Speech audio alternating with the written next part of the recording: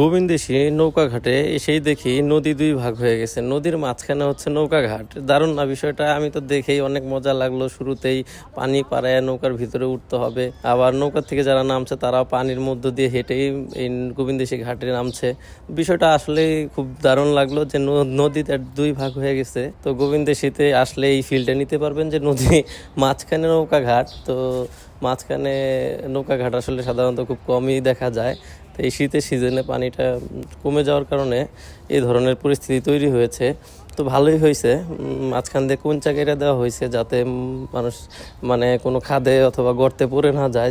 যেখান দিয়ে রাস্তাটা ভালো, নদীর মাঝখান দিয়ে, সেখান দিয়ে দুই রাস্তার ধারেই কোঞ্চা কেটে দেওয়া হয়েছে যাতে সবাই সহজেই নৌকা ঘাটের মাঝখানে, নদীর মাঝখানে যায় নৌকায় উঠতে পারে।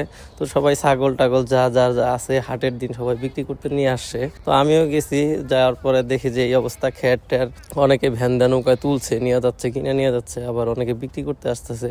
পাটের দিন শোলা টোলা অনেক কিছু দিয়ে ভরপুর পুরা গোবিন্দেশী ঘাটটায়। তো চরের মানুষজনের এই হাটের দিনগুলা খুবই, এই জায়গাটা মানুষে কোলাহলে পরিপূর্ণ থাকে। তো বৃহস্পতিবার আর রবিবার যেহেতু গোবিন্দেশীর হাট, তো এটা আপনারা সবাই জানেন, তারা গোবিন্দেশী ভপুরের মানুষ। তো এই বালুর ঘাটে যারা আসছে বালু বিক্রি করে এই জায়গায়। তো এইখানে আসলে দারুণ একটা মানে এখনকার সিচুয়েশনটা অনেক সুন্দর। পাশেই শোলা সারি সারি দিয়ে কালা সড়কের পাশে দাঁড় করে রাখছে বিক্রি করার জন্য।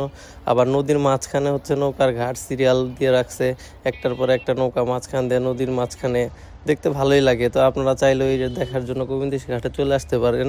ঘাট থেকে উঠলেই কিন্তু পেয়ে যাবেন লটের মাল, লটে শীতের পোশাক, বস্ত্র এবং কম্বল, জুতা টুতা, নানান কিছুই। তো এখানে সস্তায় আসলে হাটের দিন অনেক বাজার সদাই করা যায়, যে কারণে চরের মানুষজন গোবিন্দেশীতে অনেক আসে। আবার ভপুরের অনেক অঞ্চলের মানুষজন এই গোবিন্দেশী হাটকে কেন্দ্র করে বাজার ঘাট করে থাকে।